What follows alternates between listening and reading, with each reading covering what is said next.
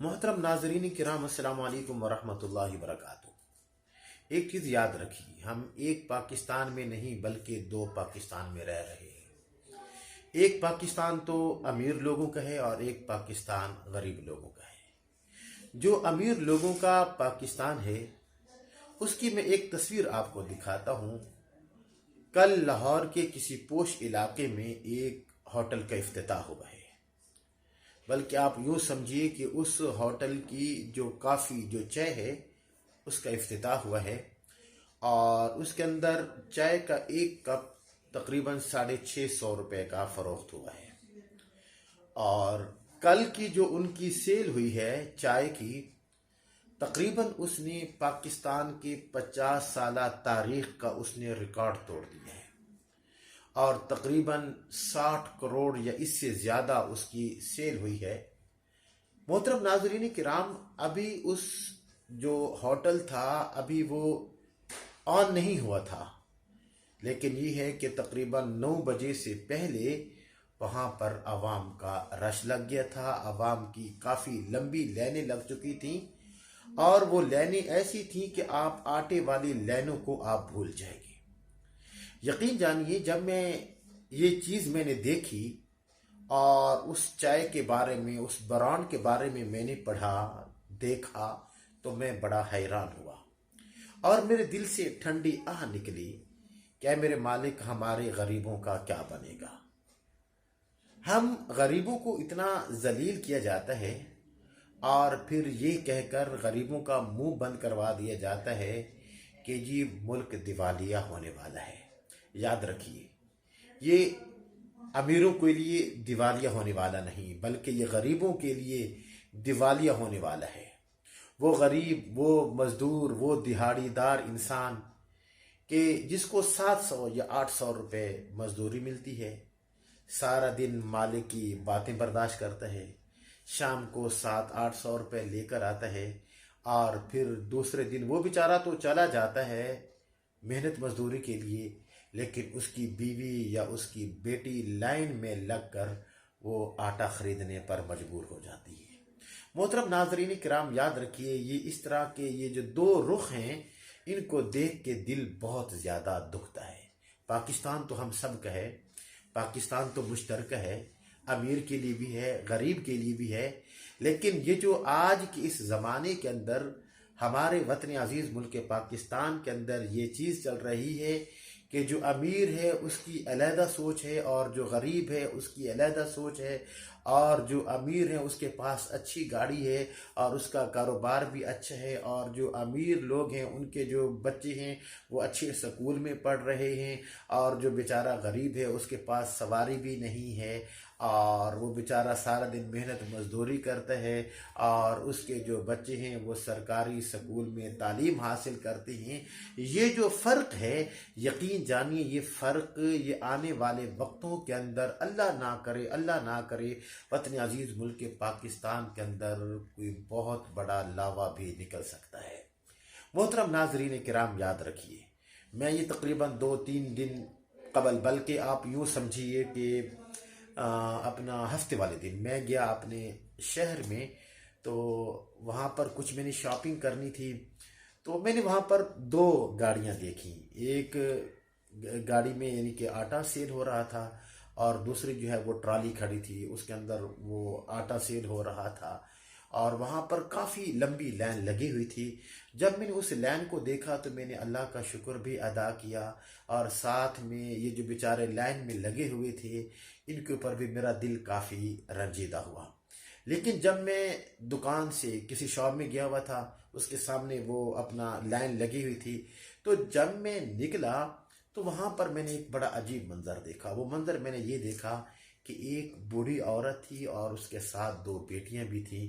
तो वो अपना आईडी कार्ड दिखा के वो आटे को वो वसूल कर रही थी और यकीन जानिए वो मैं मंज़र देख रहा था کہ جب میں نے وہ منظر دیکھا اور جب ان کو آٹا ملا تو یقین جانیے اس بوڑھی اماں کی خوشی بھی قابل دید تھی، اور وہ جو دو بیٹیاں تھیں ان کی خوشی بھی قابل دید تھی۔ ان کی خوشی تو قابل دید تھی، لیکن میری آنکھوں سے آنسو نکل رہے تھے اور میرے دل کو بہت زیادہ تکلیف ہو رہی تھی۔ تکلیف صرف اس چیز کی ہو رہی تھی کہ یار آخر یہ بھی تو کسی کی بیٹیاں ہیں، یہ بھی تو کسی کی بہنیں ہیں، یہ بھی تو کسی کی ماں ہوگی، یہ بھی تو کسی کی بیوی ہوگی، اور اتنی ذلت کے ساتھ وہ آٹا، حالانکہ الحمدللہ یقین جانیے ہمارے وطن عزیز ملک پاکستان کے اندر اپنا گندم کی کوئی کمی نہیں ہے۔ آپ کو یقیناً معلوم ہوگا، آپ کو یاد ہوگا کہ اس دفعہ جو گندم ہے الحمدللہ ہمارے وطن عزیز ملک پاکستان کے اندر کافی تھی، اللہ کا شکر ہے۔ اور جو اپنا حکومت کے جو سٹاک ہیں وہاں پر وہ کافی تعداد میں حکومت نے اپنا ذمہ داروں سے گندم وصول کی، قیمتاً وصول کی، تو الحمدللہ ہر جگہ پہ وافر مقدار میں گندم موجود تھی۔ لیکن آخر یہ کیا چیز ہے کہ بالکل اب آج کل کے دنوں کے اندر جو گندم ہے وہ بالکل اس کی قلت پیدا ہو گئی ہے؟ یا تو یہ ہے کہ ہماری حکومت وہ مخلص نہیں ہے، یا یہ ہے کہ ہمارے وطن عزیز ملک پاکستان کے اندر جو وہ لوگ ہیں جو کہ ذخیرہ اندوزی کر لیتی ہیں، شاید ان کا کچھ وہ ہاتھ ہے۔ لیکن یاد رکھیے ایک چیز ضرور، چاہے حکومت ہو یا یہ ہے کہ جو وہ لوگ جو ذخیرہ اندوزی کرتی ہیں، بس ایک چیز ضرور یاد رکھیے گا کہ جو کفن ہے اس کی جیب نہیں ہوا کرتی۔ جو کچھ بھی ہے ہم نے سب کچھ وہ یہیں پر چھوڑ کے جانا ہے، کوئی چیز ساتھ ہم نے لے کر نہیں جانی۔ تو اس لیے اگر خالق کائنات نے آپ کو مال دیے ہے تو آج کل جو ہم وطن عزیز ملک پاکستان کے اوپر جو حالات چل رہے ہیں تو یقین جانی ہمیں غریبوں کا بہت زیادہ خیال رکھنا ہوگا۔ خیر یہ تو کل جو ہفتے والے دن میں نے لائن دیکھی، یا جو وہ بوڑھی اماں کو اور اس کے ساتھ جو دو بیٹیاں تھیں ان کو میں نے دیکھا تو مجھے بڑا یعنی کہ میں پریشان ہوا، آنکھوں سے آنسو بھی نکلے۔ لیکن یقین جانیے کل یہ جو اپنا لاہور کے اندر جو وہ کافی کا جو ہوٹل تھا اس کا جو افتتاح ہوا ہے، اور تقریباً 650 روپے کا ایک کپ بیچا گیا ہے چائے کا، اور یہ ہے کہ تقریباً 60 کروڑ یا اس سے زیادہ ان کی سیل ہوئی ہے، تو یقین جانیے میں پھر یہ سوچنے پہ مجبور ہو گیا کہ یار وطن عزیز ملک پاکستان کے اندر الحمدللہ کسی چیز کی کمی نہیں ہے۔ اگر کمی ہے تو صرف اور صرف اس چیز کی ہے کہ ہمارے اندر فرق ہے، ہم نے امیر اور غریب کے درمیان میں فرق پیدا کر دیے ہے۔ لیکن ایک چیز ضرور یاد رکھیے گا، یہ چیز ٹھیک نہیں ہے۔ آنے والے وقتوں کے اندر اللہ نہ کرے کوئی نہ کوئی پریشانی وہ ضرور وہ کھڑی ہو سکتی ہے۔ اور یقین جانیے جب میں نے یہ حالات دیکھے تو اس وقت مجھے حضرت عمر بن عبدالعزیز رحمہ اللہ تعالیٰ کا نا ان کے جب وہ اپنا حکومت کر رہے تھے تو مجھے ان کی نا ایک چیز یاد آ گئی کہ جب انہوں نے اپنا یعنی کہ جو پیسہ وغیرہ اکٹھا ہوا تو انہوں نے کہا کہ یہ جو زکوٰۃ کا جو پیسہ اکٹھا ہوا تو انہوں نے اپنے جو ان کے جو ملازم تھے یا جو کچھ بھی تھا اس وقت کے حساب سے تو انہوں نے کہا جی زکوٰۃ لے جاؤ اور جا کر لوگوں کے اندر تقسیم کر کے آؤ۔ تو اس وقت بتایا گیا کہ یا امیر المؤمنین اس وقت زکوٰۃ لینے والا کوئی بھی نہیں ہے، الحمدللہ خوشحالی اتنی زیادہ ہے۔